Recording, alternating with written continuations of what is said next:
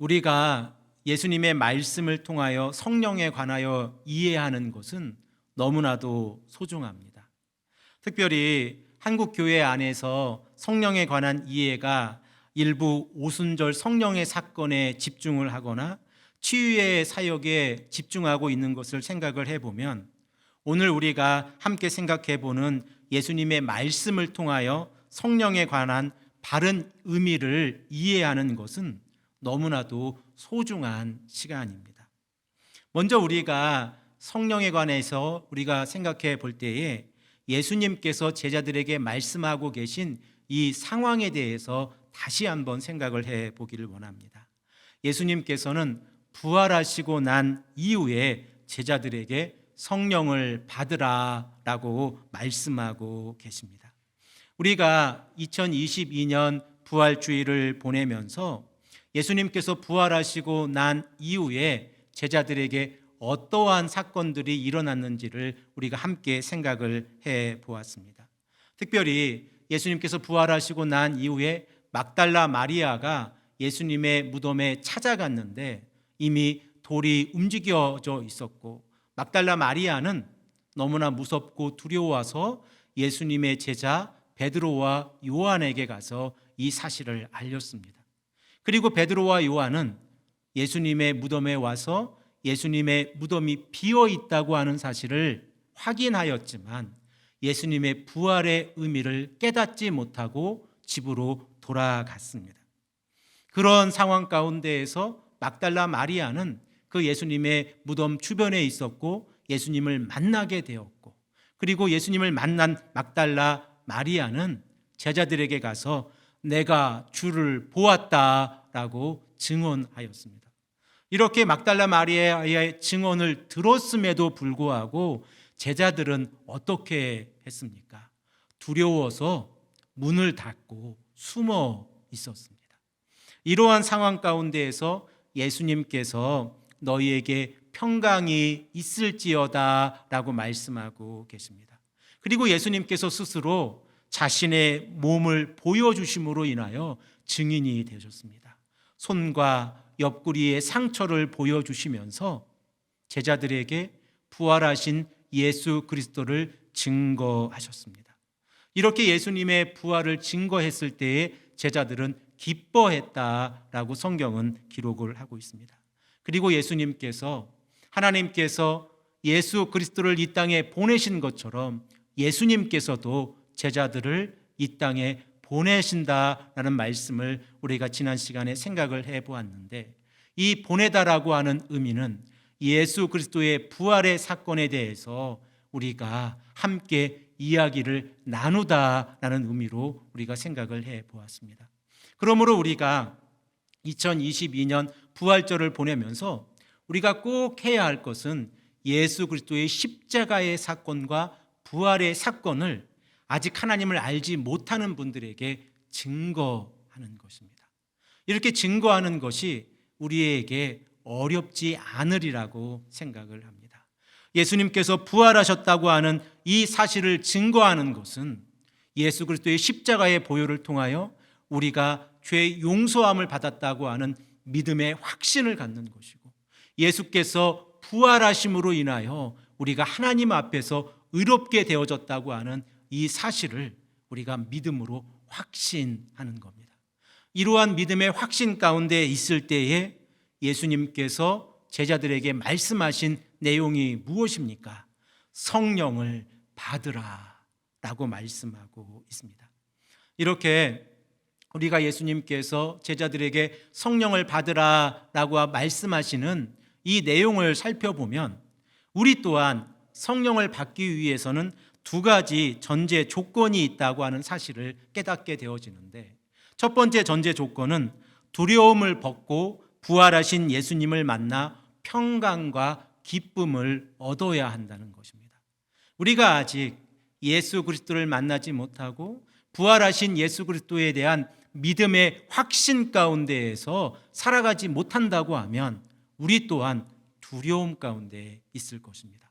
그러나 우리가 이 두려움을 벗고 평강과 기쁨을 누리는 삶을 살아가야 우리 또한 예수께서 우리에게 주시는 성령을 받을 수 있다고 하는 사실입니다.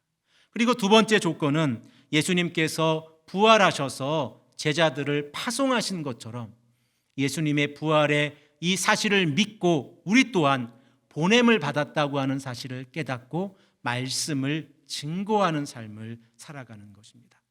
이렇게 평강과 기쁨 그리고 말씀을 증거하는 삶을 살아갈 때에 예수님께서는 제자들에게 성령을 받으라라고 말씀하신 것처럼 우리들에게도 성령을 받으라라고 말씀하고 계시다는 사실을 우리는 깨닫게 되어집니다.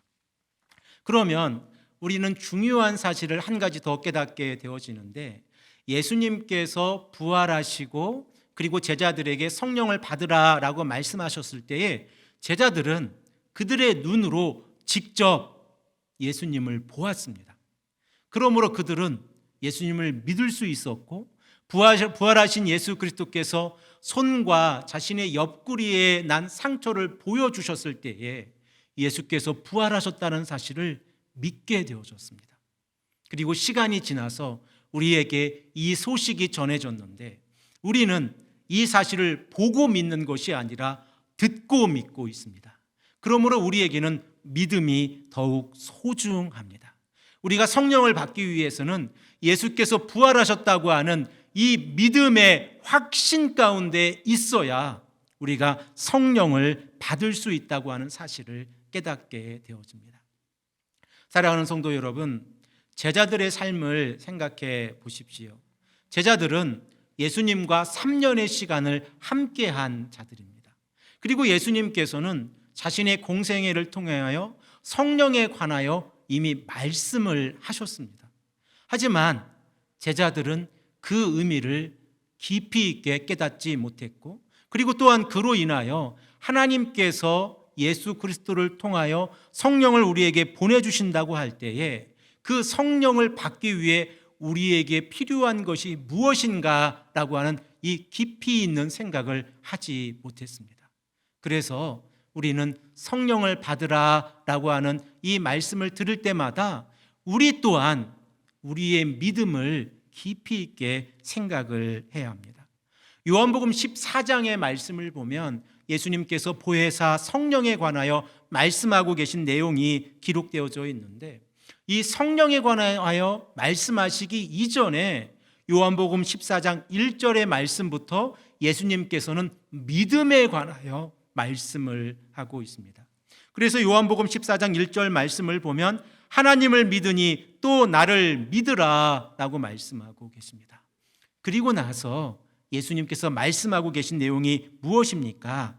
예수님께서 우리가 거할 영원한 하나님의 나라를 예비하러 가신다라고 2절에서 3절에 말씀을 하고 있습니다.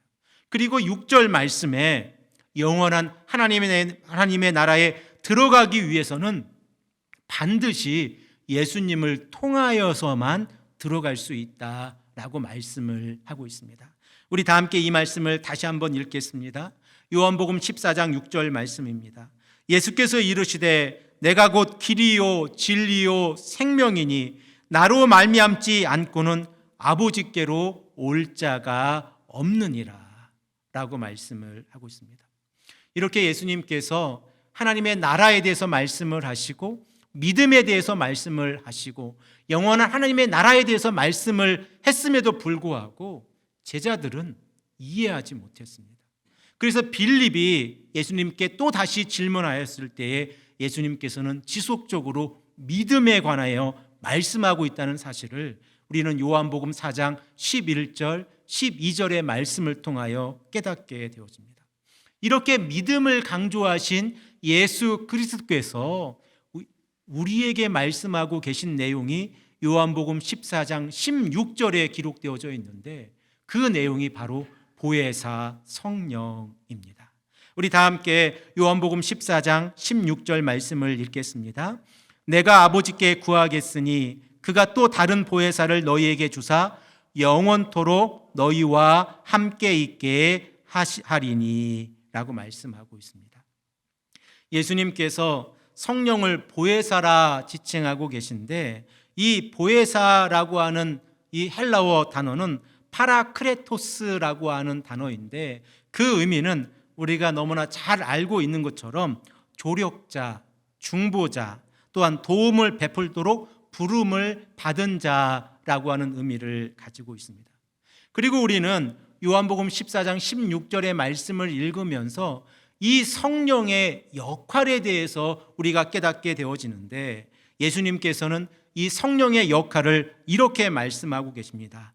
영원토록 너희와 함께 있게 하리니 라고 말씀을 하고 있습니다. 우리가 성령의 역할을 영원토록 너희와 함께 있게 하리니 라는 이 말씀을 들었을 때에 우리가 구약 성경을 알고 있는 우리들에게 하나의 단어가 생각이 될 것입니다. 그 단어가 무엇입니까? 바로 임마누엘입니다. 임마누엘이란 뜻이 하나님께서 우리와 함께 하신다는 사실을 우리가 깨닫고 있는데 성령께서 이 땅에 오셔서 제자들에게 임하셨을 때에 하나님께서 성령을 보내주신 목적은 임마누엘입니다. 하나님께서 우리와 함께 하시다. 성령께서 우리와 함께 하시다라고 하는 내용입니다.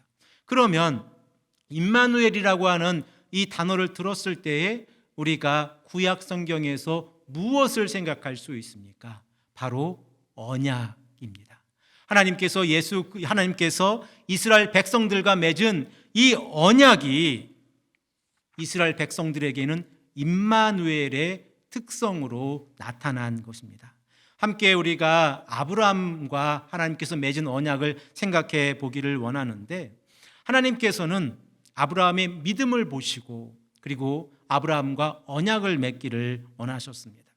그리고 하나님께서는 아브라함의 후손들과 함께 영원한 언약을 맺기를 원하셨습니다. 하지만 아브라함은 그 믿음에 연약함이 있었습니다. 그래서 이삭이 태어나기 이전에 이스마엘이 태어났습니다. 이러한 상황 가운데에서 하나님과 아브라함의 대화가 창세기 17장 19절에 기록되어져 있는데 이렇게 기록되어져 있습니다. 우리 다 함께 읽겠습니다. 하나님이 이르시되 아니라 내 아내 사라가 내게 아들을 낳으리니 너는 그 이름을 이삭이라 하라.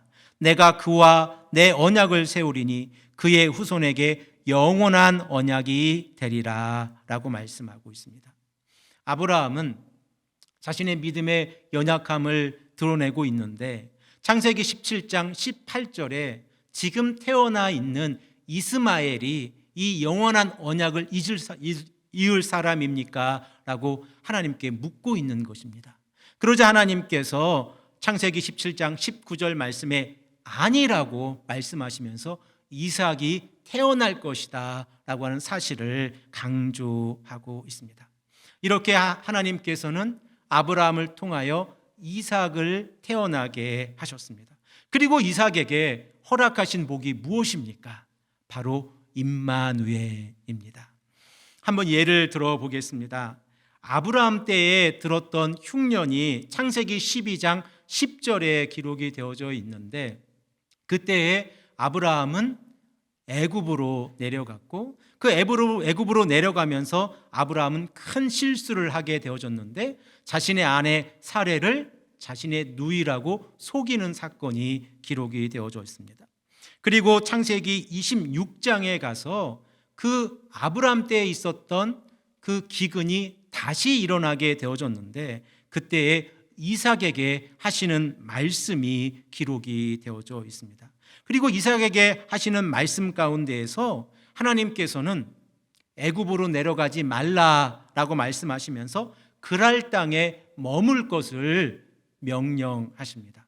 그리고 그랄 땅에 머문다고 하면 하나님께서 이삭과 함께 하시겠다라는 말씀을 하고 있는데 우리 다 함께 창세기 26장 3절 말씀, 4절 말씀을 읽겠습니다.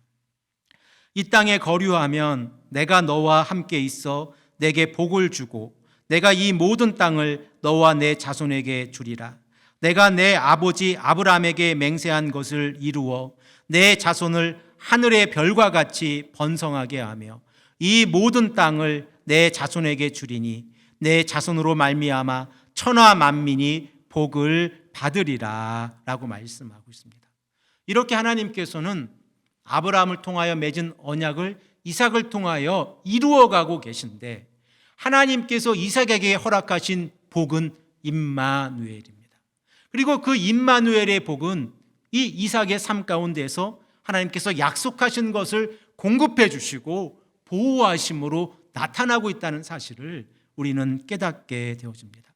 이렇게 임마누엘의 복은 하나님의 백성들이 말씀에 순종하여 나아갈 때에 나타나는 현상으로 이스라엘 백성들에게 나타났습니다. 하지만 그들이 하나님의 말씀에 순종하지 못할 때에 이사야 선지자를 통하여 이 임마누엘의 메시아가 태어나실 것이라는 사실을 이사야서 7장 14절에 말씀하고 있는데, 이 언약이 마태복음 1장 23절에 이루어져서 우리에게 기록이 되어져 있고, 그리고 우리는 예수 그리스도의 또 다른 이름 임마누엘을 알고 있습니다. 우리 다 함께 마태복음 1장 23절 말씀을 읽겠습니다. 보라, 처녀가 잉태하여 아들을 낳을 것이요 그의 이름을 임마누엘이라 하리라 하셨으니, 이를 번역한즉 하나님이 우리와 함께 계시다 함이라. 아멘. 하나님께서는 예수 그리스도를 이 땅에 보내주셔서 새롭게 언약을 맺으셨습니다. 그리고 이 언약은 우리의 생명을 살리는 언약이고, 그리고 이 언약은 우리를 의롭게 하는 언약입니다. 그러므로 예수 그리스도께서 이 땅에 오셔서 새 언약이 되셔서 화목제물로 자신의 몸을 내어주셨다고 하는 이 사실을 믿고 있는 자들에게 성령을 선물로 주리라 라고 말씀하고 계신 겁니다. 그러므로 성령이 우리와 함께 하신다고 하는 이 약속은, 예수님은 이제 부활하시고 승천하셔서 하나님의 우편에 올라가시고 성령을 우리에게 보내주셔서 이제 성령께서 우리와 함께 하신다라고 하는 말씀입니다. 사랑하는 성도 여러분, 이렇게 성령의 사역은 우리와 함께 하시는 임마누엘의 사역입니다. 그리고 이 임마누엘의 사역을 우리가 느끼며 살아간다고 하는 것은 우리의 삶 가운데에서 두려움을 벗어버리고 평강과 기쁨을 누리면서 예수 그리스도의 증인으로 보냄을 받는 자들에게 주어지는 복입니다.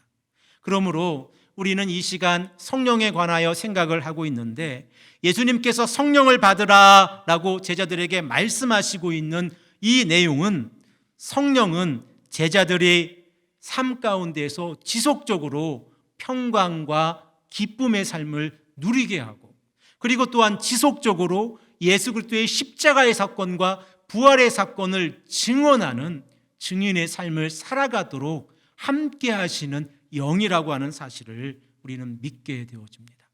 그러면 우리들은 이렇게 성령에 관하여 정의할 수 있는데, 성령은 믿음과 연결이 되어져 있습니다. 우리가 예수 그리스도의 십자가의 사건과 부활의 사건을 믿지 못한다고 하면 우리는 성령을 선물로 받지 못합니다. 하지만 우리가 예수 그리스도의 십자가의 사건과 부활의 사건을 믿고 하나님께 한 걸음 더 가까이 나아가서 부활의 증인의 삶을 살아간다고 하면 예수님께서 우리에게 동일하게 말씀하고 계신 겁니다. 성령을 받으라. 그리고 증인의 삶을 살아가라 라고 말씀하고 있는 겁니다. 이렇게 생각을 하면 우리들은 믿음이라고 하는 것과 성령이라고 하는 것을 연결할 수가 있습니다. 자, 그러면 사도 바울이 믿음이라고 하는 것과 성령이라고 하는 것을 어떻게 연결을 했는지 제가 한번 여러분들에게 제시해 보겠습니다. 갈라디아서 3장 1절에서 2절의 말씀을 보면 사도 바울이 갈라디아 교회인들을 책망하는 모습을 기록을 하고 있는데, 우리 다 함께 갈라디아서 3장 1절과 2절 말씀을 읽겠습니다. 어리석도다 갈라디아 사람들아, 예수 그리스도께서 십자가에 못 박히신 것이 너희 눈앞에 밝히 보이거늘 누가 너희를 꾀더냐. 내가 너희에게 다만 이것을 알려 하노니 너희가 성령을 받은 것이 율법의 행위로냐 혹은 듣고 믿음으로냐 라고 질문하고 있습니다. 사도 바울이 갈라디아 교회 교인들을 책망하고 있는 이 모습을 보면 예수 그리스도께서 십자가에 못 박혀 죽으신 이 사건이 너희 눈앞에 있는데 너희들이 율법의 행위를 가지고 성령을 받았다고 증거하려고 한다. 다른 복음을 믿고 있다라고 책망하고 있는 것입니다. 자, 그러면 갈라디아서 3장 2절 말씀에서 우리가 성령을 받았다고 하는 이 사실을 무엇과 연결시킬 수 있습니까? 바로 믿음과 연결시킬 수 있습니다. 그러므로 우리가 예수 그리스도를 믿고 있습니까? 그러면 우리는 성령을 받은 사람들입니다. 우리가 예수 그리스도의 십자가의 사건과 부활의 사건을 믿고 있습니까? 그러면 우리는 성령의 사람입니다. 하나님의 아들들입니다. 그리스도의 사람입니다. 성경은 이렇게 성령과 믿음을 연결시켰을 때에 그 나타나는 결과들이 그리스도의 사람이고 하나님의 아들들이 되어진다고 우리에게 말씀을 하고 있습니다. 사랑하는 성도 여러분, 이 시간 저는 여러분들에게 다시 한번 질문을 던지고 싶습니다. 여러분들은 성령을 받으셨습니까? 아멘이라고 대답하시는 우리 성도님들의 마음 가운데에 예수 그리스도의 십자가의 사건과 부활의 사건을 믿는 믿음의 확신이 있는 줄로 믿습니다. 그리고 우리가 이 믿음의 확신 가운데에서 살아갈 때에 우리들은 이 말씀을 증거하는 삶을 살아가게 되어집니다. 그래서 예수님께서 부활하시고 승천하시기 이전에 사도행전 1장 8절에 우리에게 어떻게 말씀하고 있습니까? 우리 다 함께 이 말씀을 읽겠습니다. 오직 성령이 너희에게 임하시면 너희가 권능을 받고 예루살렘과 온 유대와 사마리아와 땅끝까지 이르러 내 증인이 되리라 하시니라. 아멘. 우리가 성령을 받은 사람입니다. 그러면 우리가 이 땅을 살아가면서 예수님의 증인으로서 말씀을 증거하는 삶을 살아가야 합니다. 우리 실만한 물가교회가 2021년 11월에 개척이 되어지고 이제 복음을 증거합니다.